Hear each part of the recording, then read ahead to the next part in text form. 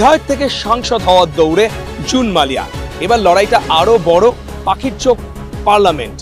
আর ভোটের লড়াইয়ের এই ময়দানে তার প্রতিপক্ষ একসময় তার ইন্ডাস্ট্রির কাছের মানুষ অগ্নিমিত্রা পল। জুন ভার্সেস অগ্নিমিত্রার এই ভোট যুদ্ধে জয়ের লক্ষ্যে কি স্ট্র্যাটেজি সাজিয়েছেন জুন মালিয়া? আজকের তারকা কেন্দ্রে কথা বলবো জুন মালিয়ার সঙ্গে।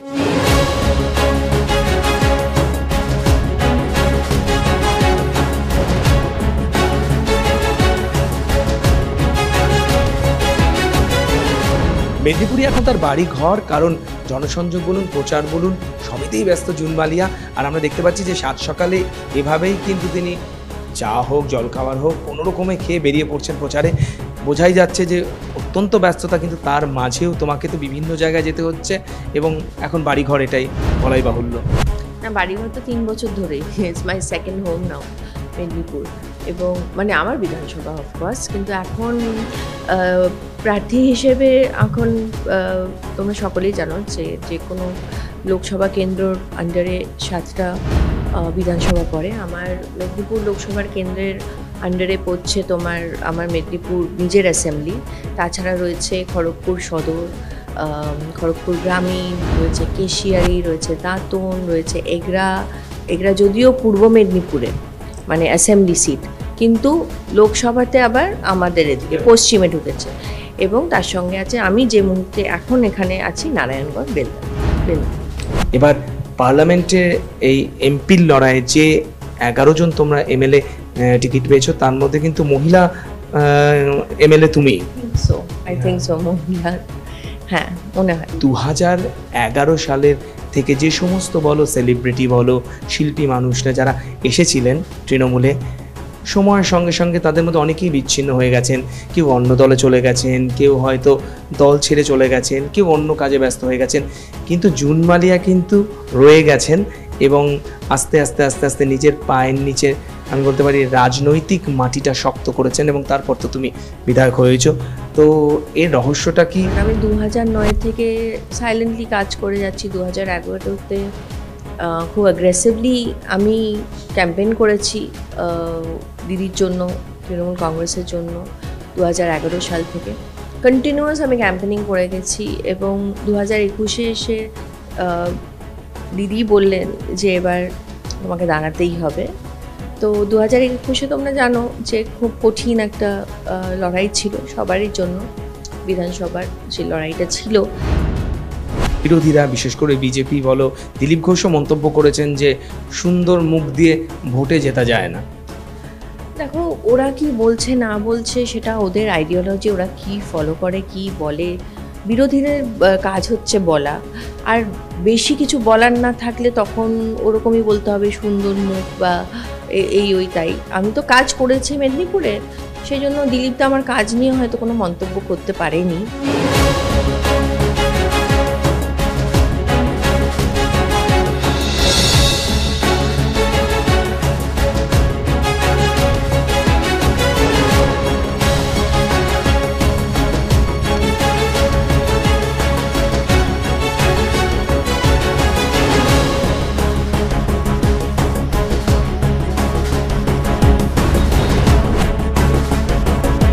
বেলদায় দেখতে পাচ্ছেন যে প্রচুর কর্মী, সমর্থক এবং মহিলারা এসেছেন জুন মালিয়ার সঙ্গে একটু দেখা করতে, একটু সেলফি তুলতে এবং একটু কথা বলতে।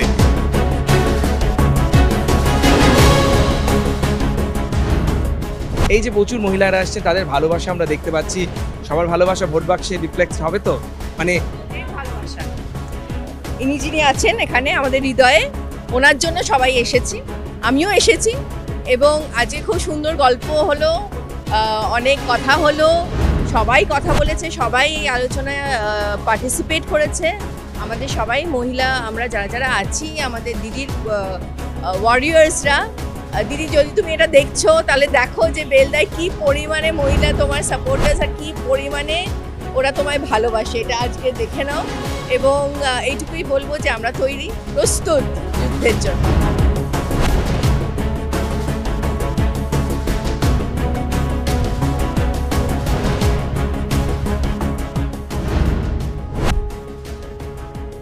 আজকে একটু পঞ্চব্যঞ্জন রয়েছে আহারে, কারণ জুন মালিয়া এখানকার স্থানীয় বিধায়কের বাড়িতে এসেছেন এবং রবিবার মানেই তো একটু কবজি ডুবিয়ে খাওয়া দাওয়া, তাই তো? অ্যাবসলিউটলি। আপনারা ভাববেন না যে রোজ এরকম আমরা খাই। রোজ আমরা মোটামুটি কর্মীদের বাড়িতে খাওয়া হয়, কর্মীদের সাথে খাওয়া হয়, কিন্তু আজকে যেহেতু রোববার, আজকে আমার যিনি কলিগ বিধানসভাতে এখানকার খুবই জনপ্রিয় বিধায়ক সূর্য অট্ট, ওনার বাড়িতে বৌদি আজকে খেতে ডেকেছেন, আমাদেরকে ইনভাইট করেছেন স্পেশালি। আর এসে তো আমার পুরো খাবারের আয়োজন দেখেই মাথা ঘুরে গেছে যে কোনটা ফেভারিট একটু দেখি।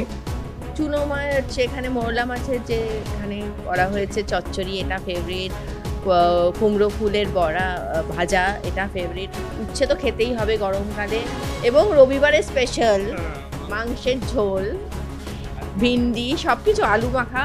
পুরো মা যেভাবে আমাকে রোববার দিন যত্ন করে খাওয়ায় কলকাতায়, আজকে মা এটা দেখে অন্তত খুব হ্যাপি হবে যে কেউ তো মেয়ের যত্ন নিচ্ছে। ওখানে শেষ পাতে কিন্তু চাটনি আর দই মিষ্টি আছে, আমের টক আছে এখানে, যেটা হ্যাঁ আমের চাটনি, যেটাকে আমরা আম ঝোলও বলি, দই আর রসমালাই অ্যান্ড ধনেপাতা চাটনি।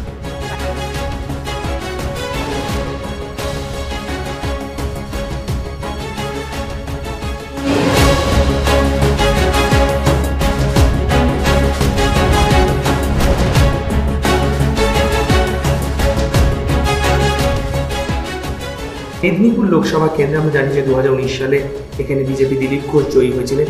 এবছর দিলীপ ঘোষের না থাকাটা কি কোথাও একটা বাড়তি অ্যাডভান্টেজ আরেকটাও রয়েছে, যেহেতু তুমি মেদিনীপুর থেকে বিধায়ক হিসেবে জিতে এসেছো 2021 সালে, সেক্ষেত্রেও মেদিনীপুরটা তোমার অনেকটা চেনা হয়ে গেছে। একদম। এই দুটো কি কোথাও এবছরের এই লোকসভা নির্বাচনে মনে হচ্ছে একটু বাড়তি সুবিধা দেবে? দেখো, অ্যাডভান্টেজ তো একটা আছে, বিকজ আমি দীর্ঘ 3 বছর ধরে মেদিনীপুরের বিধায়ক, সুতরাং অ্যাডভান্টেজ এটাই যে মানুষ আমাকে চেনে, মানুষ আমার নাম জানে, মানুষ আমাকে বিধায়ক হিসেবে চেনে, আমি কি কি কাজ করেছি সেটা সম্পর্কে তারা অবগত আছেন। এবং যেই প্রার্থী হোক না কেন আমার বিপরীতে, আমি ভয় পাইনি যে ও বাবা দিলীপ ঘোষ আমার বিপরীতে।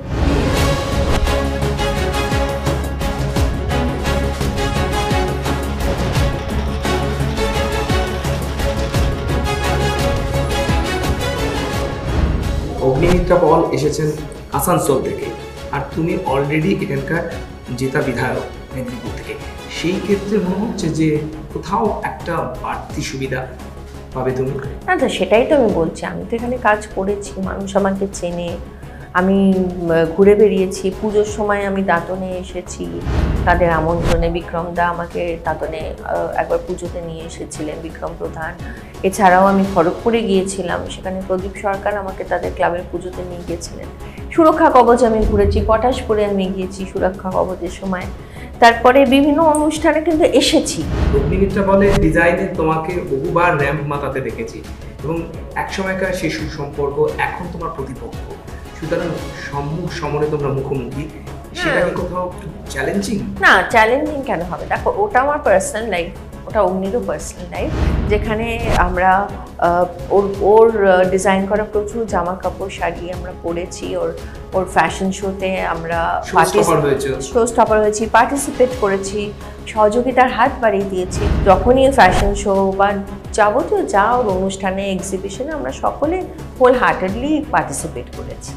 রাজনীতির পথ যখন আলাদা হয়ে গিয়েছে, তুমি তৃণমূল কংগ্রেসে রয়েছো, সে বিজেপিতে রয়েছে, কখনো মুখোমুখি দেখা হয়েছে? না, মুখোমুখি তো কেন দেখা হবে না, আমরা তো একই শহরে থাকি, ও কলকাতায় থাকে, আমিও কলকাতাতে থাকি, বিধানসভাতে দেখা হয়, ও বলে কিরে কেমন আছিস, আমি বলি ভালো আছি। সুতরাং political ideology we are poles apart now, poles outward.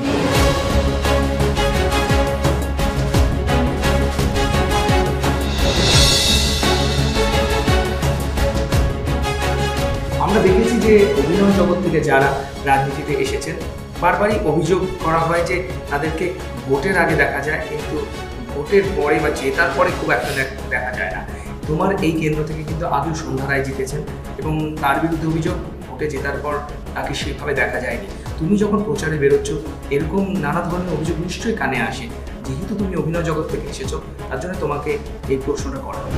এই মিথটা তো আমি ভেঙে দিয়েছি 3 বছর আগেই, মানুষের পাশে থেকে এই মিথটা ভেঙে দিয়েছি। তোমরা তো এতক্ষণ আমার সঙ্গে সারা সকাল ধরে ঘুরি, কখনো শুনেছো কেউ বলেছে যে আমি আমাকে দেখতে পাওয়া যাচ্ছে না বা আপনি আসবেন? তো সুতরাং আমার মনে হয় যে সেই মিথটা ভেঙে গেছে, আমাকে নিয়ে অন্তত সেই মিথটা নেই। জেলার অন্যতম সাংগঠনিক প্রধান সুজয় হাজরার সঙ্গে তোমার মনোমালিন্য রয়েছে বা সম্পর্ক মধুর নয়, কতটা সত্যি? দেখো, এরকম অনেক সময় রটিয়ে দেওয়া হয়, হ্যাঁ। তবে এটাও ঠিক যে সাময়িকভাবে আমরা ওনার কিছু কাজে হয়তো আমি দুঃখ পেয়েছি বা উনি আমার কোনো কাজে হয়তো আঘাত পেয়েছেন বা ওনার কষ্ট হয়েছে বা ওনার খারাপ লেগেছে, সেটা মিটিয়ে নেওয়া হয়েছে কথার মাধ্যমে। And nothing beats a good conversation and communication. বলনেত্রী বা মমতা বন্দ্যোপাধ্যায় বা দিদি কি টিপস দিয়েছেন তোমাকে? শোনো, দিদি সবসময় আমাকে বলে এসেছেন ফ্রম ডে ওয়ান যে কনফিডেন্স রাখো এবং মানুষের কাছে পৌঁছে দাও, এবং একটা ডেমোক্রেটিক পরিবেশে, একটা ডেমোক্রেটিক কান্ট্রিতে মানুষ আলটিমেট ভার্ডিক্ট দেয়, and I wait for that verdict.